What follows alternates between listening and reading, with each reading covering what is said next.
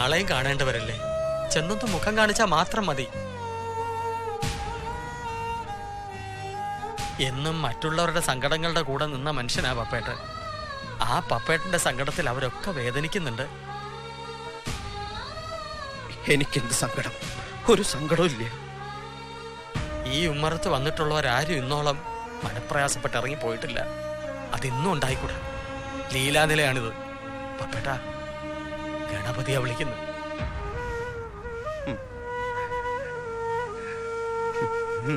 അപ്പൂനെയും പപ്പേട്ടനെയും ഒരച്ഛനും മകനുമായിട്ടല്ലല്ലോ നമ്മളൊക്കെ കണ്ടത്. രണ്ട് ചങ്ങാതിമാര്. ഭഗവാനെ, ഓരോരോ തലയിലെടുത്ത്. ആ, എല്ലാവരും ഉണ്ടല്ലോ.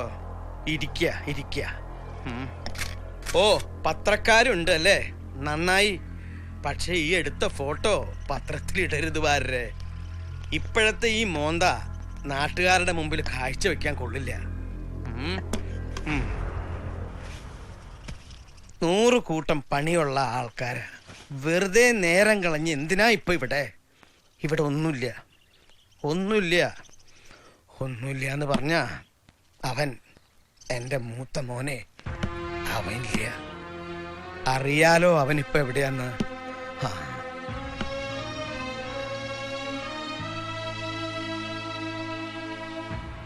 ഇനി തന്തയെ കൊണ്ടുള്ള ബുദ്ധിമുട്ടുണ്ടാവില്ലല്ലോ അവന്. നന്നായി. കിടക്കട്ടെ, അവിടെ കിടക്കട്ടെ, സുഖിച്ചു കിടക്കട്ടെ. കൊലക്കുറ്റല്ലേ, കുറച്ച് കിടക്കാലോ.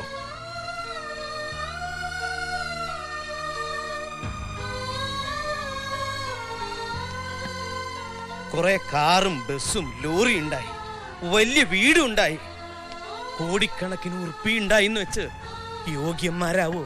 ഇല്ല. തറകളാ ഞങ്ങള്. പച്ചക്കറി മാർക്കറ്റിൽ ചീഞ്ഞു പോകുന്ന ഒരു തക്കാളിയുടെ വിലയില്ലാത്തവര്. പപ്പനും പപ്പന്റെ മോൻ അപ്പു.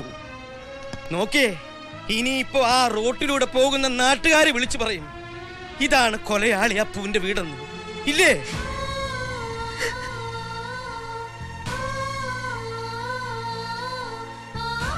എന്താ സ്ഥാനപ്പേര്? എത്തേണ്ടടത്ത് എത്തി. തുടങ്ങിയതിനേക്കാളും താഴത്തെത്തി പപ്പനാവൻ. തന്ത പീഡിയ കോലായിലേ കിടന്നിട്ടുള്ളൂ. മോൻ അതിലേറെ മുന്തിയ സ്ഥലത്താ കിടക്കുന്നത്. ഞങ്ങൾ എവിടെ തുടങ്ങിയവരാന്ന് എല്ലാവരെയും ഒന്നുകൂടി ഓർമ്മിപ്പിച്ചതാ എന്റെ തല തെറിച്ച മോൻ.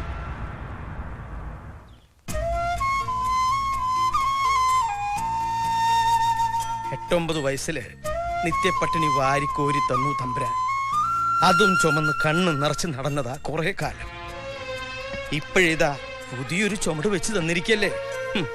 ഇനി ഇതും പേറി അങ്ങ് നടക്കുക. ഇനി ഈ പേരും പറഞ്ഞ് ആരും ഈ വഴിക്ക് വരണമെന്നില്ല. എനിക്കൊരു സങ്കടമില്ല.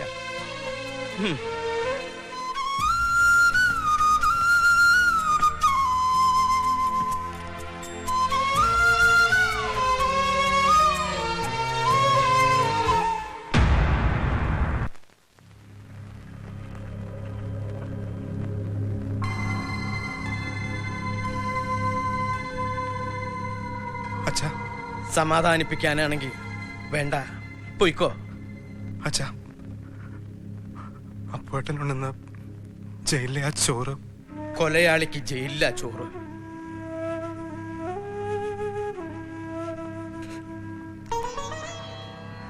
അച്ഛാ, എന്റെ കൈ കൊണ്ടാ അവൻ മരിച്ചത്.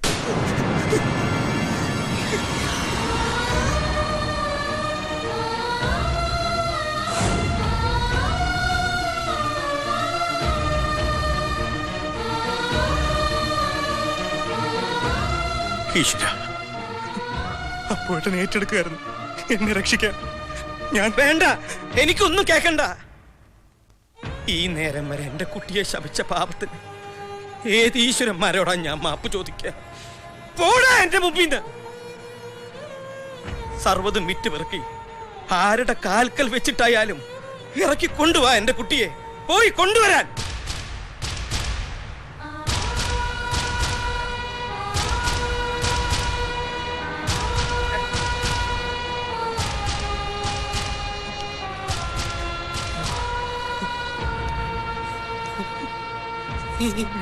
അപ്പു അച്ഛാ പപ്പേട്ടാ, അച്ഛാ അപ്പു പപ്പേട്ടാ, അച്ഛാ സ്വാമിയേട്ടാ, അച്ഛൻ അച്ഛാ അപ്പു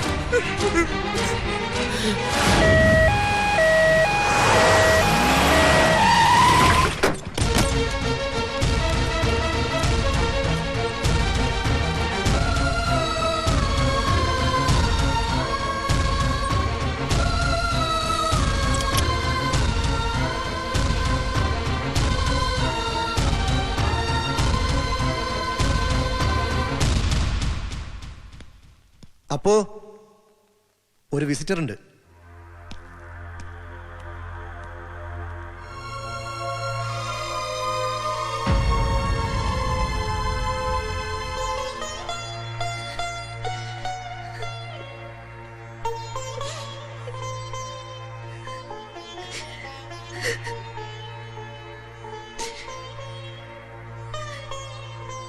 അച്ഛൻ ആശുപത്രിയില.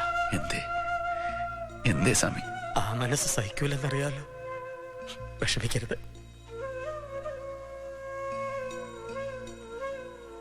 ഹരി,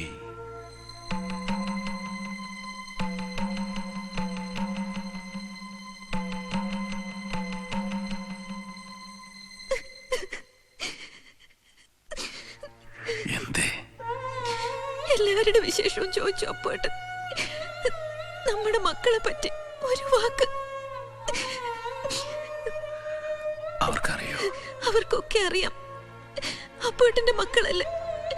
ഒന്നും പറയാറുമില്ല, ചോദിക്കാറുമില്ല. എന്താ ഉണ്ടായത് അപ്പോട്ട? എന്തിനാ ഇങ്ങനെ ഒരു കടുങ്കൈ? നമ്മുടെ മക്കളെങ്കിലും ഓർക്കായിരുന്നില്ല. പറയ, എന്തിനായിരുന്നു? താനൂർ ചക്കദിനം ചെന്നപ്പോ ചക്കയെല്ലാം തമ്പാനൂർക്ക് പോയെന്ന് കേട്ടു. തമ്പാനൂർ ചെന്നപ്പോ മാവില ചക്ക കായ്ക്കുന്നു. മാവിലച്ചക്ക തിന്നാൻ പാടുണ്ടോന്നും മാവിലായി ചെന്ന് കാരണവന്മാരോട് ചോദിച്ചപ്പോ അവര് പറഞ്ഞു ഞങ്ങൾ ഈ നാട്ടുകാരല്ല. അപ്പോൾ ഇങ്ങോട്ട് പോന്നു.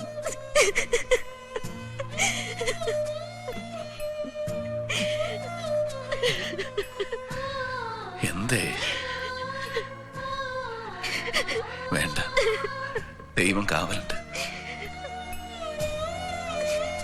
സമയം കഴിഞ്ഞു.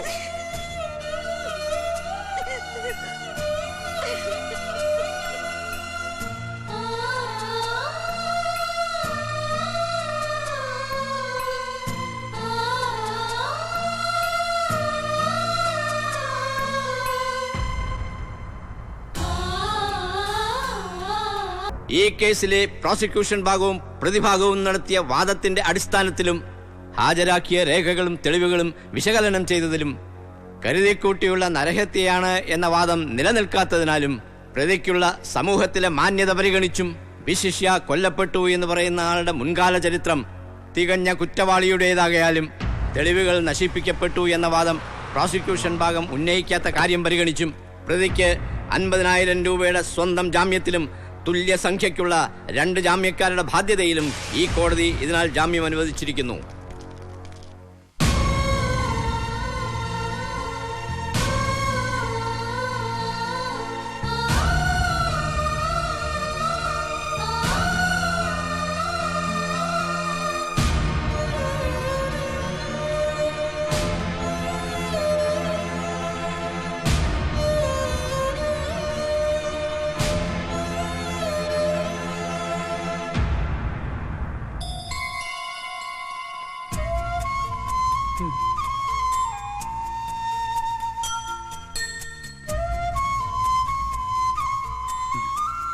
അച്ഛാ വേണ്ട, സങ്കടപ്പെടരുത്.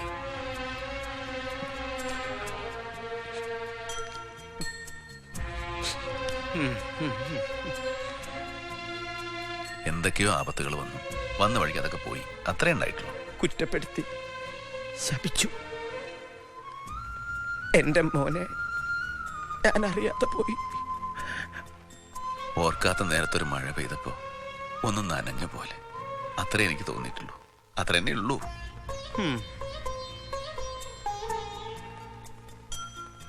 ഗണപതി ഓ. ചെന്ന് എന്നെ ഡിസ്ചാർജ് ചെയ്യാനുള്ള ഏർപ്പാടാക്ക്. ഒരതുമില്ല. എന്താടാ വായും പൊളിച്ചു നിക്കുന്നേ? ചെല്ലേ, എനിക്കിപ്പൊ ഇവിടുന്ന് പോണം. ആ, ഡോക്ടർ വന്നല്ലോ. ആഹാ, ആളൊന്നും ഉഷാറായല്ലോ. അത് നിങ്ങളുടെ ചികിത്സ കൊണ്ടൊന്നുമല്ല, എന്റെ മോൻ വന്നതുകൊണ്ടാ. ഉഷാറായിന്നല്ലേ പറഞ്ഞത്? എനിക്കിനി പോവാലോ. പോവേ, 4-5 ദിവസം കൂടി ഇവിടെ കിടന്നേ പറ്റുള്ളൂ. ഇതുവരെ നിങ്ങൾ പറഞ്ഞത് ഞാൻ അനുസരിച്ചു, ഇനി ഞാൻ പറയുന്നത് നിങ്ങൾ അനുസരിക്കുക. അച്ഛാ അവര് പറയാതെ. നീ പോയപ്പോ ഞാൻ കടന്നുപോയി, വന്നില്ലേ നീ? ഇനി എഴുന്നേറ്റ് പോവാ, അത്ര തന്നെ. ഡോക്ടർക്ക് അത്രയ്ക്ക് നിർബന്ധം എന്താ വെച്ചാ ഈ കുന്തവും കൊടച്ചക്രവും ഒക്കെ എടുത്ത് അങ്ങോട്ട് വന്നാ മതി വീട്ടിലേക്ക്. പോയാട്ട എല്ലാവരും ഇവിടുന്ന്. എനിക്ക് എന്റെ മോനോട് ഒറ്റയ്ക്കൊന്ന് മിണ്ടി പറയണം. ശ്രദ്ധിക്കണം. അപ്പോ അച്ഛനൊരു കാര്യം ആവശ്യപ്പെട്ട എന്റെ മോനത് സാധിച്ചു തരുമോ? നമ്മൾ തുടങ്ങിയൊരു സ്ഥലല്ലേ പാളയം മാർക്കറ്റ്. എനിക്ക് നിന്റെ കയ്യും പിടിച്ച് അവിടെ നടക്കണം. കൊണ്ടുപോവില്ലേ എന്നെ?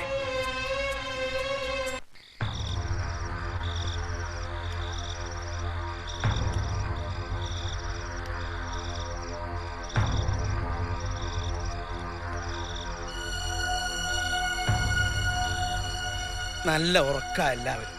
ഉറങ്ങിയാ പിന്നെ പീഡികത്തിണ്ണയിലായാലും രാജകൊട്ടാരത്തിലായാലും ഉറക്കം ഒന്നും തന്നെ എല്ലാവർക്കും. നമ്മളിങ്ങനെ ഒരുപാട് ഉറങ്ങിയിട്ടില്ലേ അപ്പോ?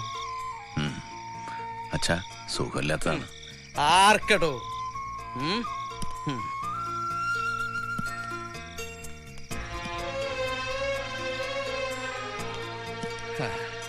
ഈ മാർക്കറ്റിന്റെ പുറത്തേക്ക് നമ്മൾ ഇത്രയും വളരേണ്ടായിരുന്നു എന്ന് തോന്നിയിട്ടുണ്ടോ നിനക്ക്? എല്ലാം ഉണ്ടായിട്ടും ഒന്നുമില്ലാത്തവനെ പോലെ ഒടുവില് ജയിലില് വരെ. അതൊന്നും ഓർത്തിനി മനസ്സ് വിഷമിപ്പിക്കണ്ട. കേസ് തള്ളിപ്പോവും, ഉറപ്പാ. പോകണം. നീ എപ്പോഴും പറയാറില്ലേ ദൈവം കാവലുണ്ടെന്ന്? ഉണ്ടാവും. എന്റെ മോന് ദൈവം കാവലുണ്ടാവും. ഗണപതി, ഓ, താൻ പോയിക്കോ. അല്ലാതെ പോയിക്കോന്ന് പറഞ്ഞാ പോയിക്കോ. എനിക്ക് എന്റെ അപ്പുവിനോട് കുറച്ച് കാര്യങ്ങൾ പറയണം.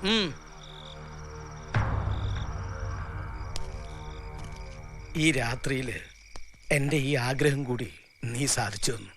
പക്ഷേ ഞാൻ നിനക്കായിട്ട് ഒന്നും തന്നില്ലല്ലോ എന്നൊരു തോന്നല്. എന്റെ അച്ഛനായില്ലേ, എനിക്കത് മതി.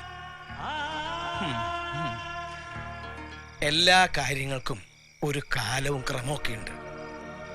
അതങ്ങനെ തന്നെ നടക്കുകയും വേണമെന്ന് എനിക്കിപ്പോ തോന്നുന്നു. ഹരിയോട് എനിക്ക് പറഞ്ഞൂടാ, നിന്നോടാവാ. രണ്ടാളും രണ്ട് കുടുംബമായിട്ട് രണ്ടിടത്ത് കഴിയേണ്ട സമയമായി എന്ന് തോന്നുന്നു. അച്ഛന് ഇഷ്ടണ്ടായിട്ടല്ല. കണ്ടിട്ടില്ലേ സമയാവുമ്പോ തള്ളക്കോഴി മക്കളെ കൊത്തിയാട്ടുന്നത്? അതുപോലെ ഒന്ന് അങ്ങോട്ടും ഇങ്ങോട്ടും മാറി നിന്ന ബന്ധങ്ങൾക്കൊക്കെ ഒരു വില ഉണ്ടാവും. പാവ നമ്മുടെ മോൻ ഹരി. ഒരുപാട് പഠിപ്പൊക്കെ പഠിച്ചു എന്നല്ലാണ്ട് ജീവിതം എന്താന്ന് അവൻ ഇതുവരെ പഠിച്ചിട്ടില്ല.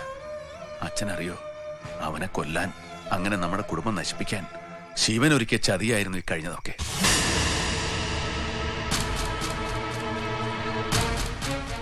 അതെ അച്ഛാ. എന്തേ?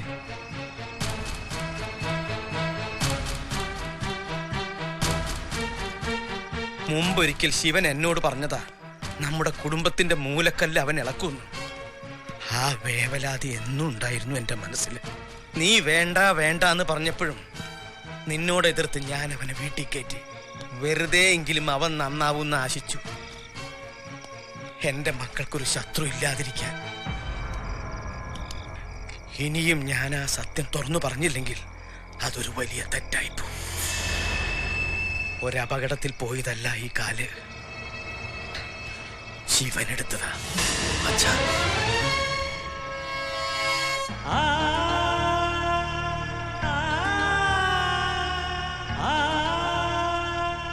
ഒരു വെടിയുണ്ട കൊണ്ട് തീർക്കായിരുന്നു എനിക്കെന്നവനെ. പക്ഷേ എന്റെ മക്കൾ എന്നോളം വലുതായപ്പോ എനിക്ക് അവരുടെ കൂടെ ജീവിക്കണമായിരുന്നു, കൊതി തീരുവോളം. ഒന്ന് ഓർമ്മിപ്പിക്കുക, ശിവന്റെ കാര്യത്തില് ഒരു കരുതൽ വേണം എപ്പോഴും. നടക്കണം. ഈ മാർക്കറ്റിനകത്ത് പുലരുവോളം നടക്കണം എനിക്ക്. ഓർമ്മയുണ്ടോ, ഇവിടെയാണ് പണ്ട് ഞാൻ വീഴാൻ പോയത്. നീ ഓടി വന്ന് എന്നെ കെട്ടിപ്പിടിച്ചതും. എന്നിട്ടും അപ്പു അച്ഛാ അച്ഛാ,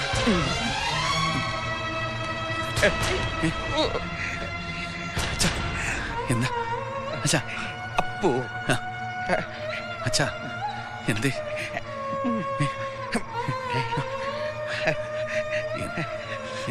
മോനെ, എന്തേ അച്ഛാ?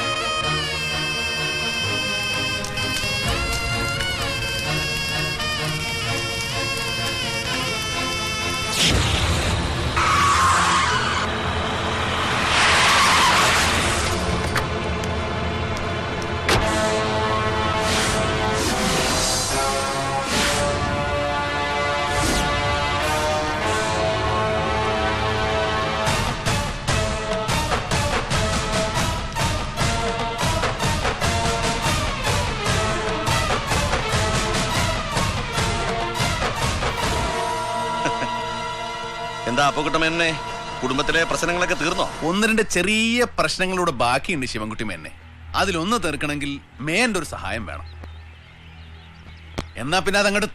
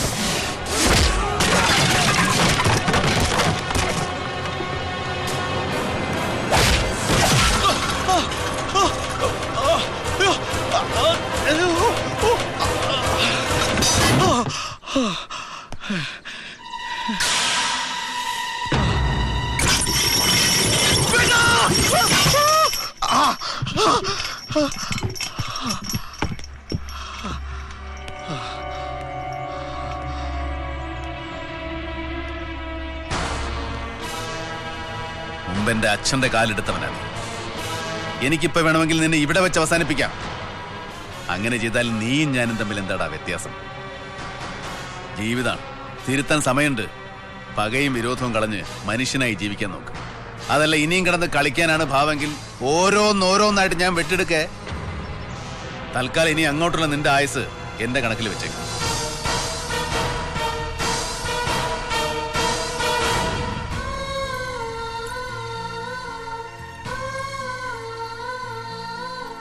അപ്പോ ഇത് വേണോ മോനെ?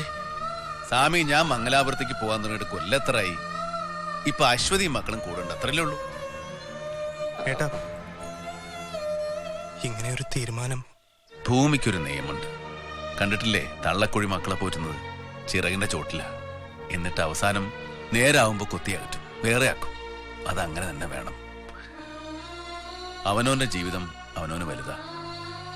ഒരേ മേൽക്കൂര കീഴെ നിനക്ക് രാജാവിന്റെ വേഷമായിരിക്കും, എനിക്ക് ചിലപ്പോൾ ഒരു സാധാരണ പ്രജയുടെയും. അതൊന്നും പരസ്പരം വെച്ചുമാറാനോ മാറ്റിക്കളിക്കാനോ പാടില്ല, പറ്റില്ല. ഈ വീടും നമ്മുടെ കാര്യങ്ങളൊക്കെ നല്ല അന്തസ്സായിട്ട് കൊണ്ടു നടത്താൻ നീ ഇവിടെ ഉണ്ടല്ലോ. ബന്ധങ്ങളുടെ കാഴ്ച കണ്ണുകൊണ്ടല്ലോ മോനെ, മനസ്സുകൊണ്ടാ. അത് അകലുന്നില്ല, എവിടെയും പോകുന്നുമില്ല. വിളിച്ചാ വിളിപ്പുറത്ത് ഒരിക്കലും ഉറങ്ങാത്ത മനസ്സുമായി ഏട്ടനുണ്ടാവും. അല്ലേലും ഏട്ടൻ മനസ്സുകൊണ്ട് ഒന്നിന്റെ ഉടമസ്ഥനായിട്ടില്ല, കാവൽക്കാരനായിട്ടുള്ളൂ. ആ കാവൽ എന്നും ഉണ്ടാവും, എന്നും. എന്റെ അറിവില്ലായ്മ ഒരുപാട് ഏട്ടൻ ക്ഷമിച്ചതല്ലേ, പൊറുക്കണം എന്നോട്. അറിയാൻ പറ്റിയില്ല എനിക്ക്. അതങ്ങനെയാ മോനെ ജീവിതം, വൈകി കിട്ടുന്നൊരു കത്ത് പോലെ. എല്ലാം അറിഞ്ഞു വരുമ്പോഴേക്കും ജീവിതം കടന്നു പോയിട്ടുണ്ടാവും. ഓർമ്മകളാണ് സുഖം.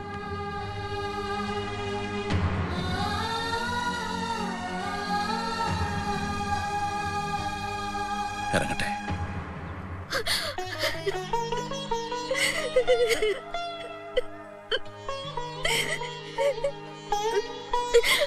എന്താ ഇത്?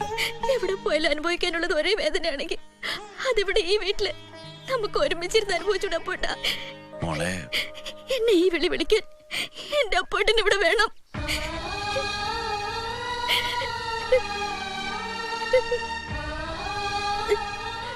മോളെ, അപ്പേട്ടൻ ദൂരെ എവിടെയും. വേണ്ട, എനിക്കൊന്നും കേക്കണ്ട. അപ്പോട്ടിന്റെ ശാസനകളില്ലെങ്കിൽ, അപ്പോട്ടിന്റെ കളിയും ചിരിയും തമാശകളും ഇല്ലെങ്കിൽ, അപ്പോട്ടിനില്ലെങ്കിൽ ഏടത്തെയും മക്കളും ഇല്ലെങ്കിൽ ഈ വീട് വീടല്ല. അങ്ങനത്തെ ഒരു വീട്ടില് ഞാനും ഉണ്ടാവില്ല. ഇവിടുന്ന് ഇറങ്ങാൻ ഒരിക്കൽ പെട്ടി എടുത്തതല്ല ഞാൻ. അന്ന് എന്നോട് എന്തൊക്കെയാ പറഞ്ഞത്? ഒരു പാവ മനുഷ്യന്റെ, നമ്മുടെ അച്ഛന്റെ വിയർപ്പും കണ്ണീരുമായി കുടുംബം ഈ വീടെന്ന്. അപ്പോഴാണ് ഈ വീട് വിട്ട് ഇറങ്ങിപ്പോയാ അച്ഛന്റെ ആത്മാവിന് മോക്ഷം കിട്ടുന്ന വിചാരം.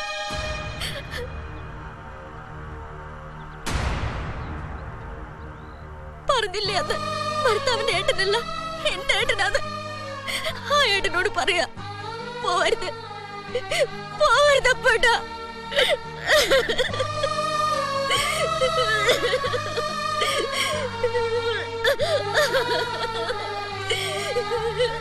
എന്താ ഇപ്പൊ ഇതൊക്കെ? എനിക്കൊന്നും അങ്ങോട്ട് മനസ്സിലാവുന്നില്ല. ആരെയും തോൽപ്പിക്കാൻ വേണ്ടിട്ടല്ലോ ഞാൻ, എല്ലാരും നല്ലതിന് വേണ്ടല്ലേ. എന്നിട്ടിപ്പോ പോണുണ്ടോ? അതറിഞ്ഞിട്ട് വേണം ഗണപതിക്ക് ഒരു പോക്ക് പോകാൻ. എന്താ പോവാന്ന്? സാമി ഇതെവിടെ പോനാ? എല്ലാരും അങ്ങോട്ട് ഒരുങ്ങി നിൽക്കല്ലേ? അത് തിരക്കണ്ടല്ലോ. ഒരാളൊരു വഴിക്ക് ഇറങ്ങാന്ന് പറഞ്ഞാൽ എല്ലാരും കൂടെ അങ്ങോട്ട് ഇറങ്ങ. ഞാനും അങ്ങനെ ഒന്ന് ആലോചിച്ചു പോയി, പറഞ്ഞുപോയി, തെറ്റ്. അതിന്റെ മുകളിൽ കയറി പിടിച്ച് എല്ലാരും കൂടെ പെട്ടിയെടുക്ക. അപ്പൊ ഇവിടെ പിന്നെ കുട്ടികൾക്കാരാ? ഞാനൊന്നും പറഞ്ഞില്ല, ഞാനൊന്നിനും ഒരുങ്ങിയില്ല, തീർന്നല്ലോ. ചട്ടിയും കലാവുമ്പോ എന്താ പറയാ സ്വാമി? തട്ടിയും മുട്ടിയൊക്കെ ആ, അത് തന്നെ, അത്രേ ഉള്ളൂ. വേണ്ടാത്ത ഒന്നും ചിന്തിക്കണ്ട, ആരും ഞാനും. എനിക്കിപ്പോ നടക്കാൻ വേറെ ഏതാ വഴി? എനിക്കിപ്പോ വേറെന്താ വേഷം? ഇത് തന്നെ, ഇത് മതി. തോറ്റു, ഞാൻ തോറ്റു. എല്ലാരും കൂടെ സ്നേഹിച്ച് സ്നേഹിച്ച് തോൽപ്പിച്ചു. സ്വാമി തോറ്റുട്ടോ, തോറ്റു.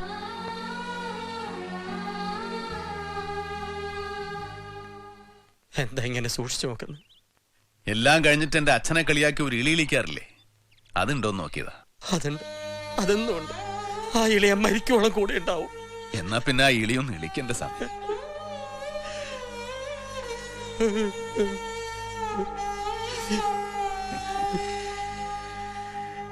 താനൂർക്ക് ചക്ക തിന്നാൻ ചെന്നാ പറയും ചക്കയെല്ലാം തമ്പാനൂർക്ക് പോയി.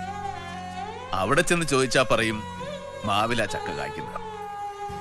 മാവിലങ്ങനെ കായ്ച്ച ചക്ക തിന്നാൻ പറ്റുമെന്ന് മാവിലായി ചെന്ന് കാരണവന്മാരോട് ചോദിച്ചാൽ അവര് പറയും ഞങ്ങൾ ഈ നാട്ടുകാരല്ല. അതുകൊണ്ട് അപ്പു എങ്ങോട്ടും പോണില്ല.